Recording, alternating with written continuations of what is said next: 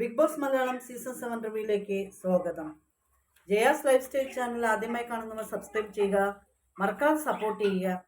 ഇന്നലെ ലാലേട്ടൻ വന്നു, എന്തൊക്കെയാ പറഞ്ഞെന്നുള്ളത് നമുക്ക് നോക്കാം അല്ലേ. ലാലേട്ടൻ വന്നിട്ട് എല്ലാവരോടും ചോദിച്ചു, എത്ര ദിവസമായി നിങ്ങളൊക്കെ ഇവിടെ വന്നിട്ട് എന്നുള്ള കാര്യം ചോദിക്കുന്നു.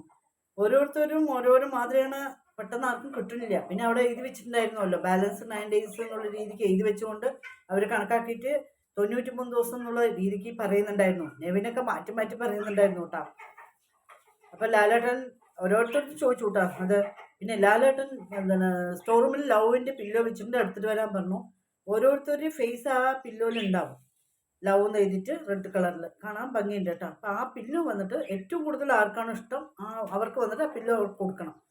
അപ്പോൾ ലാലേട്ടൻ പറഞ്ഞു. അപ്പൊ അതേപോലെ എടുത്തിട്ട് വന്നു, പില്ലോ എടുത്തിട്ട് വന്നിട്ട് ഓരോരുത്തരും കൊടുത്തു കൂട്ടാം പില്ലോ. അപ്പൊ ഈ പില്ലോ കൊടുക്കുന്ന സമയത്ത് ഓരോരുത്തരും ഇഷ്ടപ്പെട്ടവർക്ക് അങ്ങോട്ടും ഇങ്ങോട്ടും കൊടുത്തു.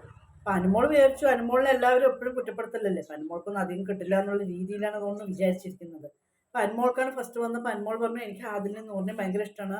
അപ്പൊ ഇവർ രണ്ടുപേർക്കും കൂടി ചേർന്നിട്ട് എൻ്റെ ഈ ലവ് കില്ലോ കൊടുക്കുകയാണെന്ന് പറഞ്ഞപ്പോൾ ലാലേട്ടൻ പറഞ്ഞു, അങ്ങനെ പറ്റില്ല, ആർക്കും ഒരാൾക്കേ കൊടുക്കാൻ പറ്റുള്ളൂ പറഞ്ഞു. അപ്പൊ അനുമോളിനോട് പറഞ്ഞു, ശരി എന്നാ നൂറേക്കാളും ആദിലോടാണ് ഞാൻ അത്രയും ക്ലോസ്, എൻ്റെ ഭയങ്കര ക്ലോസ് ഫ്രണ്ട്സാണ് നൂറ, അപ്പൊ ഞാൻ നൂറൊക്കെയാണ് കൊടുക്കണമെന്ന് പറഞ്ഞിട്ട് കൊടുത്തു. പിന്നെ നൂറൊക്കെ കിട്ടിയപ്പോൾ നൂറ് അതേപോലെ അനുമോൾക്ക് കൊടുത്തു, ആദിലിക്കും കിട്ടി. ആദിൽ പറഞ്ഞു, എൻ്റെ ഹാർട്ടാണ്, ഞാൻ എൻ്റെ ഹാർട്ട് സേഫായിട്ട് അനുമോൾ വെക്കും, എന്നെന്നും എൻ്റെ ഹാർട്ടിനെ സേഫായിട്ട് വെക്കും എന്നുള്ള അത്ര വിശ്വാസത്തോട് കൂടിയിട്ട് ഞാൻ അനുമോൾക്ക് കൊടുക്കുന്നു എന്ന് പറഞ്ഞാൽ അനുമോൾക്ക് കൊടുത്തു. അനുമോൾക്ക് സങ്കടം തിങ്ങി പൊട്ടുന്നുണ്ടായിരുന്നു. കാരണം അനുമോളിന് ഇത്രയും നന്നായിട്ട് ഇവര് പറഞ്ഞത് അനുമോൾക്ക് പറ്റണില്ല. ലാലേട്ടനെ ഇവിടെ സങ്കടം വന്നു, ലാലേട്ടൻ കണ്ണൊക്കെ അങ്ങോട്ട് നിറഞ്ഞു. അത് കാണണോ എന്ന സീന്. എന്താ അനുമോളെ കരയണെന്ന് പറഞ്ഞപ്പോൾ അനുമോൾ പറഞ്ഞു, സന്തോഷത്തിലാണ് ലാലേട്ടാ, എനിക്ക് സന്തോഷം പറയാനും കൂടി കിട്ടില്ല, തിക്ക് മുട്ടിയിട്ട് സന്തോഷം ലാലേട്ടാ എന്നുള്ള രീതിക്ക് പറഞ്ഞു. എനിക്ക് ഇങ്ങനെ തരുന്നേ പ്രതീക്ഷ, ഇത്രയും എനിക്ക് സന്തോഷമുണ്ട്, രണ്ടുപേരും എന്നെ അത്രയും സ്നേഹിക്കുന്നുണ്ട് എന്ന് പറഞ്ഞിട്ട് അങ്ങനെ രണ്ടുപേരും കൂടി ചേർന്ന് കെട്ടിപ്പിടിക്കുന്നുണ്ടായിരുന്നു, ആദിലിയും അനുമോളും കൂടി ചേർന്നിട്ട്. അവിടെ ആ ഒരു സീൻ വന്നിട്ട് കാണണം. ലാലേട്ടനും കഴിഞ്ഞു, നമുക്കും കാണുമ്പോൾ ആ ഒരു സ്നേഹപ്രകടനം കാണുമ്പോൾ നന്നായിരുന്നു.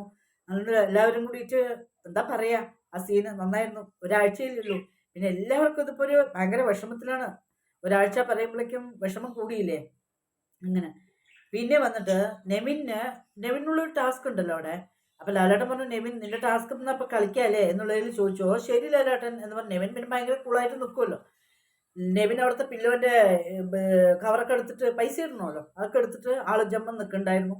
പിന്നെ 60 സെക്കൻഡിനുള്ളിൽ വരണ നെവിൻ പ്രത്യേകം ടൈം പറയാണ്.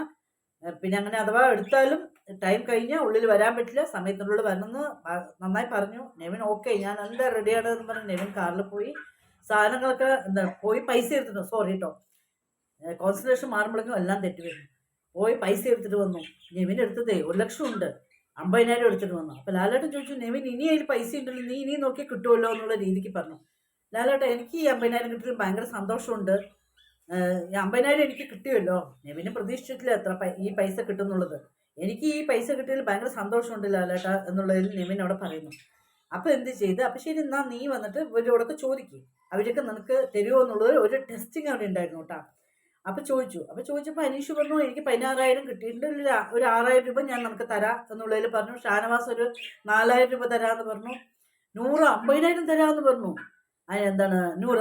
പിന്നെ അനുമോൾ ഒരു 15,000 തരാൻ പറഞ്ഞു. അക്ബറും നെവിനും, അക്ബറിനോട് ചോദിച്ചപ്പോൾ അക്ബറും പറഞ്ഞു, ഞാൻ ജയിച്ചു കഴിഞ്ഞാൽ ഇവർക്കൊരു പ്രതീക്ഷയുണ്ട്, ഇവര് ഫസ്റ്റ് വരില്ല എന്നുള്ളൊരു കോൺഫിഡൻറ്റ് ഇപ്പോഴേ ഉള്ള പോലെ ഉണ്ട്. ഞാൻ ജയിച്ചു കഴിഞ്ഞാൽ അതിലൊരു തുക നിനക്ക് തരാമെന്ന് ഇവർ രണ്ടുപേരും നേരത്തെ പറഞ്ഞു വെച്ചിട്ടുണ്ട് അത്ര, അക്ബറും നെവിനും ചേർന്നിട്ട്. അത് കാരണം കൊണ്ട് ഞാൻ ജയിച്ചു കഴിഞ്ഞിട്ട് ബാക്കിയുള്ള രണ്ടുപേരും തീരുമാനിച്ചിട്ടുണ്ട്, ഒരു തുക അങ്ങോട്ടും ഇങ്ങോട്ടും തരാന്നുള്ള രീതിക്ക് ഇവർ രണ്ടുപേരും തീരുമാനിച്ചിട്ടുണ്ട് കേട്ടോ. അങ്ങനെ പറഞ്ഞു. പിന്നെ വന്നിട്ട് നമ്മുടെ സാബുമാനോട് ചോദിച്ചു.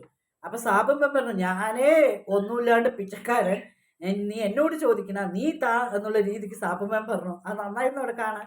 അപ്പൊ സാബുമാൻ, ഓ ശരി നിനക്ക് പൈസ ഇല്ലല്ലോ, അപ്പൊ ഞാൻ നിനക്ക് തരാട്ടാ എന്നുള്ള രീതിക്ക് സാബുമാന് നെവിന് ഒരു 15,000 രൂപ തരാമെന്ന് പറഞ്ഞിട്ട് പറഞ്ഞിട്ടുണ്ടായിരുന്നു കേട്ടോ. പിന്നെ ഓരോരുത്തരെ കുറിച്ചിട്ടും അവിടെ ഒരു ബോർഡ് വെച്ചിട്ടുണ്ടാവും, അതിൽ ഓരോ പോയിന്റ്സ്, അവർക്ക് എത്ര പോയിന്റ്സ് കൊടുക്കാന്നുള്ള രീതിക്ക് ഓരോരുത്തരിനെ കുറിച്ചിട്ടും അവിടെ എഴുതണം, ബോർഡിൽ എഴുതണം. പെൺകുട്ടികളൊക്കെ ആൺകുട്ടികൾക്ക് നല്ല മാർക്ക്, 100, 90, 70, 80 എന്ന് പറഞ്ഞിട്ട് അങ്ങനെ എല്ലാവരും, എല്ലാ പെൺകുട്ടികളെല്ലാവരും 3 പേരും, ബാക്കിയുള്ളവർക്കൊക്കെ നല്ല പോയിന്റ്സ് ആണ് കേട്ടോ അവിടെ എല്ലാത്തിനും കൊടുത്തത്. നമ്മുടെ ഷാനവാസ് എന്ത് ചെയ്തു പറയോ, ഷാനവാസ് അനുമോള് ചെയ്ത കാര്യങ്ങളൊന്നും ഷാനവാസിന് ഭയങ്കര വിശ്വാസക്കുറവാണത്ര. അനുമോൾ ഇവിടെ വന്നിട്ട് ഭയങ്കര ഗെയിം കളിക്കുകയാണത്ര. അത് കാരണം കൊണ്ട് അനുമോളിന് പോയിന്റ്സ് ഒക്കെ ഭയങ്കര കമ്മിയായിട്ടും സീറോയിലും ഒക്കെയാണ് കൊടുക്കുന്നത് ഷാനവാസ്. നമുക്ക് കാണുമ്പോൾ സങ്കടവും. ആകെ ഒരു 1 വീക്കല്ലേ ഉള്ളൂ, എന്നാൽ പിന്നെ ഒരു കുറച്ച് നല്ല പോയിന്റ്സ് ഒക്കെ തിരിച്ചു കൊടുക്കാല്ലേ. അത് ചെയ്യുന്നില്ല ഷാനവാസ്. ഷാനവാസ് ഇത്രയ്ക്കൊരു ഇങ്ങനെ കാണിച്ചത് നമുക്ക് ഇവിടെ ഒരു ഇതായി തോന്നി.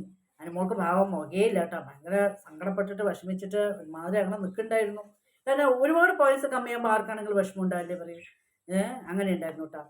പിന്നെ അനുവിന് നല്ല ടെൻഷനുണ്ട്. കാരണം കല്യാണം കഴിക്കേണ്ട കാര്യത്തിന് അനീഷ് പറഞ്ഞില്ലേ. അപ്പോൾ ഇത് പുറത്തൊക്കെ എങ്ങനെ പബ്ലിസിറ്റി ആകും എന്നുള്ള രീതിക്ക് അനുമോൾക്ക് നല്ല ടെൻഷനുണ്ട്. അനുമോളപ്പോൾ അതിലൂടെ പോയി പറയുന്നു, ഈ കാര്യങ്ങൾ വെളിയിൽ എത്ര പബ്ലിസിറ്റി ആയിട്ടുണ്ടാവില്ലേ, ഇതിന് എന്തൊക്കെ ആവും, എങ്ങനെയൊക്കെ ഫേസ് ചെയ്യണം എന്നുള്ളതിൽ ഭയങ്കര ടെൻഷൻ. അപ്പോൾ അതിൽ പറഞ്ഞു, നീ ടെൻഷനൊന്നും അടിക്കണ്ട, ഇതൊക്കെ നീ അതിനെക്കുറിച്ച് ചിന്തിക്കുകയും വേണ്ട, നീ ഇതോടെ വിട് എന്നുള്ള രീതിക്ക് അതിൽ അനുമോളോട് പറയുന്നുണ്ടായിരുന്നു കേട്ടോ. പിന്നെ എവിക്ഷൻ ആയിരുന്നല്ലോ. എവിക്ഷൻ വന്നിട്ട് സാബുമേനാണ് എവിക്റ്റ് ആയിട്ട് പോയത്.